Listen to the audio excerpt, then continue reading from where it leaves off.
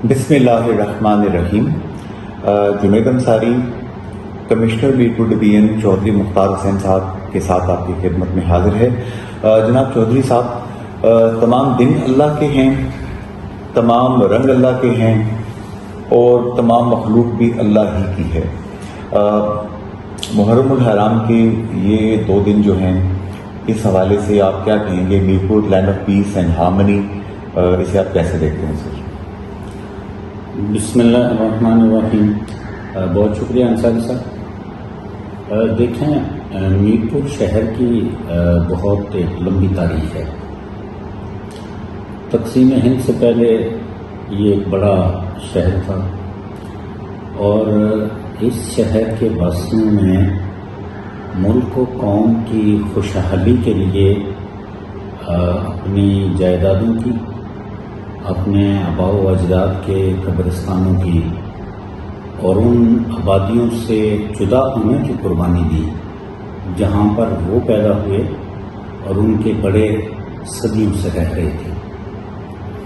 اسی لیے ہم اس شہر کو لینڈ آف پراسپیرٹی بھی کہتے ہیں، اور یقیناً اس شہر کے باشندوں کی قربانیوں کی بدولت پنجاب کی زمینیں سیراب ہیں، پاکستان کے شہر روشن ہیں اور خوشحالی کا ایک سفر چل رہا ہے۔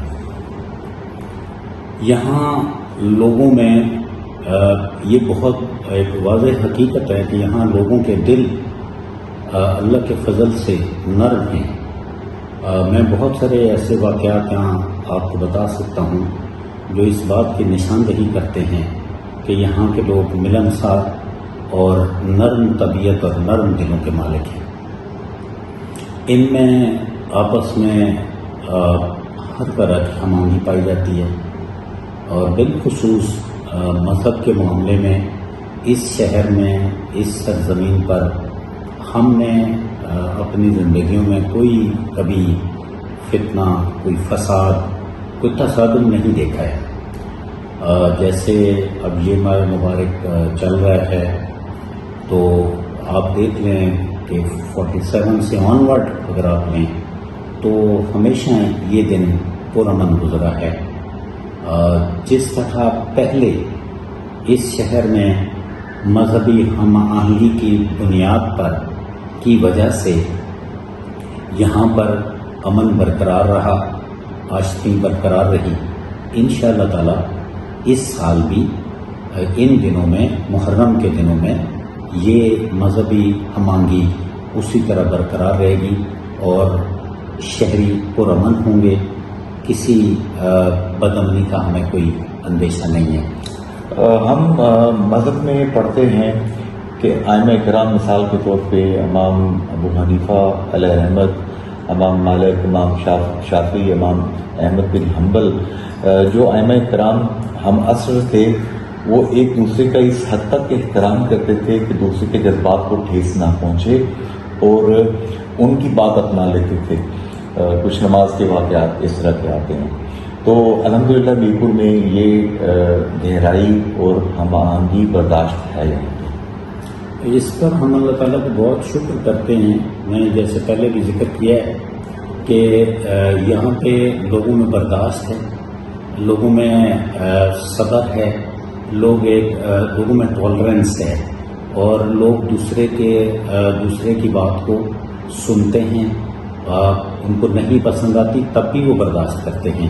تو لوگوں میں یہ جو اس مٹی کے خمیر میں جو یہ برداشت کا جذبہ ہے، اسی کی وجہ سے اس شہر میں ہمیشہ امن قائم رہا ہے۔ ابھی آپ سے پہلے آپ کے تحصیلدار صاحب عمران یوسف صاحب بتا رہے تھے، عمران صاحب، کہ رات کو ڈیوٹی پہ گئے تو وہ حیران رہ گئے کہ بخاری ٹریول سے لے کے نیچے امام بارگاہ تک اہل سنت نے بہت سارے لنگر لگائے ہوئے تھے، اور آج بھی لنگر لگ رہے ہیں، کھانا کھلا رہے ہیں، جو بھوکے ہیں ان کو پانی پلا رہے ہیں۔ جی، یہ تو آپ یہاں بھی اور باقی شہر میں بھی آپ دیکھ لیں تو یہ اہل سنت ہے، اور یہ جو اہل تشیع نہیں ہیں، اہل سنت ہیں، جو جلوس میں نہیں جاتے، وہ لوگ جو ہے وہ لوگوں کی خدمت کے لیے انہوں نے سبیلیں لگائی ہوئی ہیں، لنگر لگائے ہوئے ہیں۔ تو یہ وہی مذہبی ہم آہنگی اور ایک دوسرے کے ساتھ مدد اور تعاون کرنے کا جو جذبہ ہے اس شہر کے لوگوں کا، یہ اسی کا مظہر ہے، اسی کی یہ تائید کرتا ہے۔ آخری بات، چونکہ ہندوستان ریاست جموں کشمیر کے مسلمانوں کا، یہاں کے انسانوں کا ازلی دشمن ہے، ابھی آپریشن بنیان المرصوص میں اللہ پاک نے فیلڈ مارشل جنرل حافظ عاصم منیر صاحب، سید عاصم منیر صاحب کی قیادت میں اللہ تعالیٰ نے پاکستانی کشمیری قوم کو فتح نصیب کی۔ ہندوستان مکار دشمن ہے، وہ کوئی بھی سلیپر سیلز کے ذریعے، کسی اور سازش کے ذریعے کوئی اس طرح کا کام کر سکتا ہے۔ پبلک کو آپ کیا پیغام دیں گے؟ ارد گرد کچھ دیکھیں ایسا تو کیا کریں؟ جی بالکل آپ نے صحیح کہا، دشمن سے آپ کو کبھی بھی اپنے آپ کو بے خبر نہیں کرنا چاہیے، اور دشمن سے یہ توقع ہوتی ہے کہ وہ آپ اپنے عزائم کی تکمیل کے لیے کوئی بھی جارحیت کا کام کر سکتے ہیں۔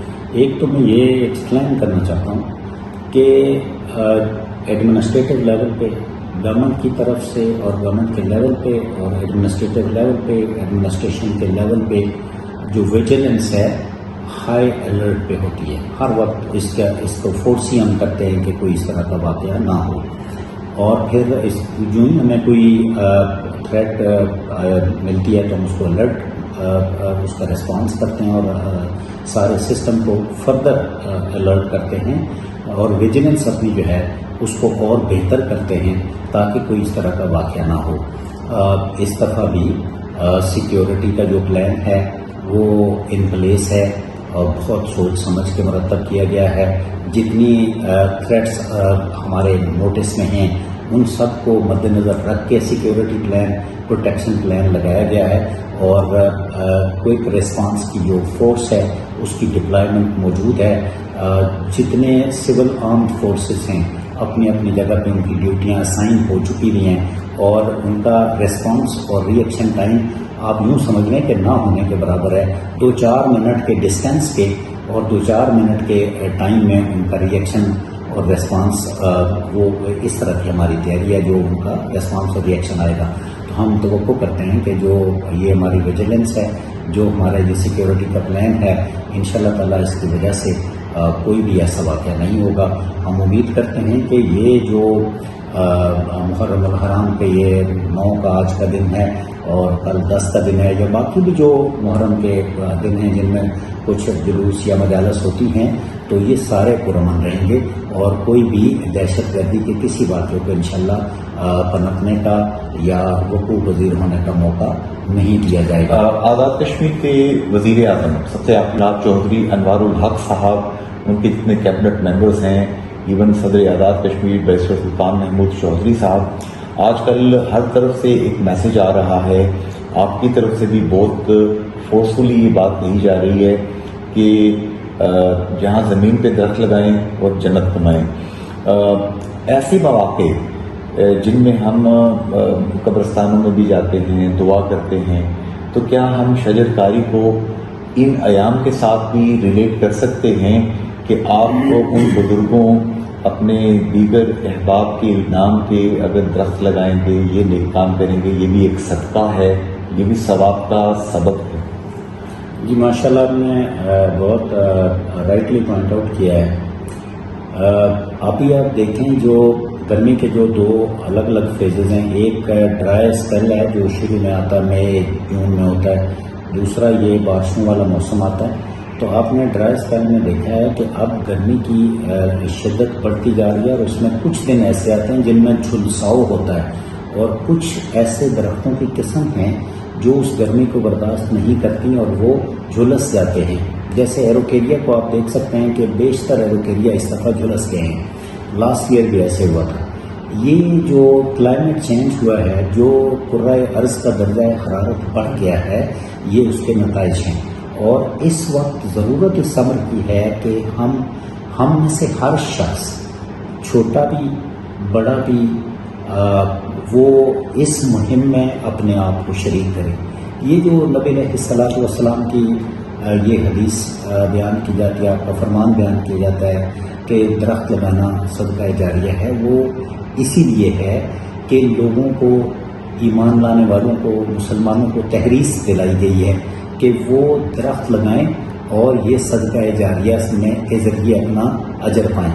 یہ اس مقصد کے لیے تھا کہ زمین پر درختوں کے بغیر زندگی اور حیات کا رہنا ممکن نہیں ہے. اور اب ہم دیکھ رہے ہیں، مشاہدہ کر رہے ہیں کہ جو درجہ حرارت بڑھ گیا ہے، گلیشیئرز پگھل رہے ہیں یا ایون ٹوٹ رہے ہیں اور ختم ہو رہے ہیں، اور دن بہ دن گرمی کی شدت میں اضافہ ہو رہا ہے. اس کو کنٹرول کرنے کا یا اس کو کاؤنٹر کرنے کا یہ ایک بڑا ذریعہ زمین پر درخت لگانا ہے. اب ہمیں جو جس پیس سے درخت لگ رہے ہیں، میں اپنے ناقص عقل کے لحاظ سے یہ سوچتا ہوں کہ یہ کافی نہیں ہے. ہم میں سے ہر بندے کو ایک جذبے اور ایک مشن کے ساتھ یہ درخت لگانے کا کام کرنا ہوگا.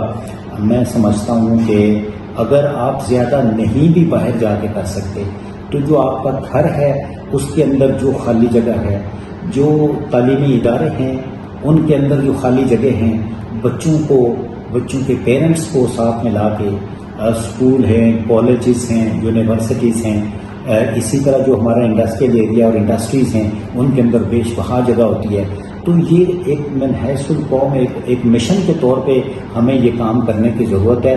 اور میں سوچتا ہوں کہ اس دفعہ ہم لگے ہوئے ہیں، روزانہ کی بنیاد پہ ڈپارٹمنٹس کے ساتھ ہم میٹنگ کر رہے ہیں، پلاننگ کر رہے ہیں. جنگلات والے لوگ ہمارے ساتھ نئی تجاویز لے کے آ رہے ہیں، اور ہم انشاءاللہ تعالیٰ اس سال کی جو شیڈول کاری ہے اس میں ایک بڑا نمبر درختوں کا ہم لگانے میں کامیاب ہوں گے. لیکن پھر بھی لوگوں کا حکومت کو ہاتھ بٹانا ضروری ہے. سارا کچھ آپ حکومت پہ چھوڑیں گے تو شاید اتنا زیادہ کام نہیں ہو سکے گا. This is called the ownership by the public, کہ پبلک اونرشپ لے اس چیز کی. میں دیکھتا ہوں کہ رافع سلیم ہیں، حاجی سلیم صاحب کے بیٹے، پچھلی دفعہ انہوں نے ڈاکٹر طاہر صاحب کو 2 ٹرک جو ہیں درختوں کے ڈونیٹ کیے. انہوں نے کہا تھا نام نہ بتانا، میں صرف ترغیب کے نقطۂ نگاہ سے یہ بات بتا رہا ہوں کہ یہ نیکی ترغیب کے نقطۂ نگاہ سے. اسی طرح چودھری دلپذیر صاحب ہیں، صدارتی ایڈوائزر ہیں جناب بیسٹر صاحب کے، وہ بھی اس نیک کام میں حصہ ڈالتے ہیں، اب بھی ڈالنا چاہتے ہیں. مبشر لون ہیں، برلے کے اندر اس وقت ہوتے ہیں، وہ بھی اسی طرح کرنا چاہتے ہیں. علی رضا سید صاحب برسلز بیلجیم میں ہیں، وہ بھی اس طرح کا کام کرنا چاہتے ہیں.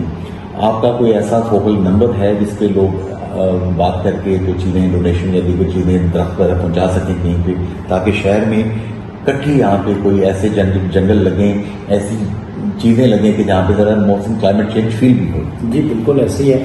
ایک تو میں ان تمام اصحاب کا شکر گزار ہوں جنہوں نے اس جذبے کا اظہار کیا ہے کہ وہ درخت شجرکاری کی مہم میں اپنا حصہ ڈالنا چاہتے ہیں.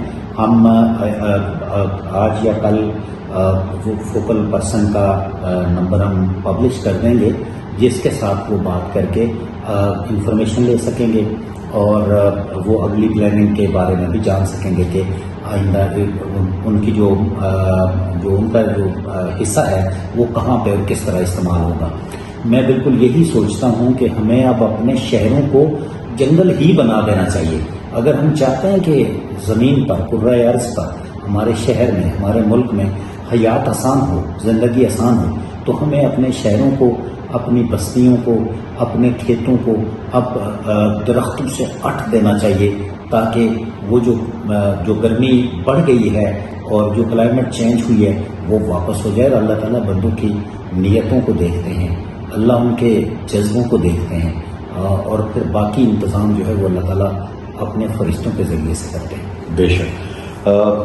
آخر میں خود ہی شعر لکھے تھے، 3-4 آپ کی خدمت میں پیش کر دیتا ہوں کہ زلزلے جو آ رہے ہیں، سانحے نکل رہے ہیں، سونامی جیسے حادثے جو تمہاری میری صدا بنے ہیں، کبھی تو سوچو عقل والو یہ کیسا کل ہم بنا رہے ہیں، یہ کیسا کل ہم بنا رہے ہیں.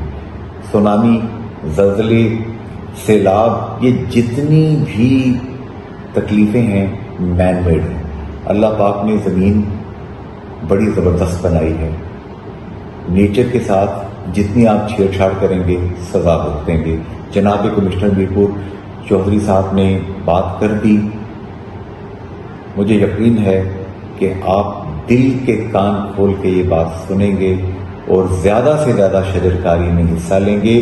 مذہبی تہواروں کے موقع پر بھی آپ ایصال ثواب کے لیے یہ نیکی اپنائیں، نسلوں تک فائدہ ہوگا۔ حضور پاک صلی اللہ علیہ وسلم کی حدیث کا مفہوم بنتا ہے صدقہ جاریہ، یہ صدقہ جاریہ میں آتا ہے۔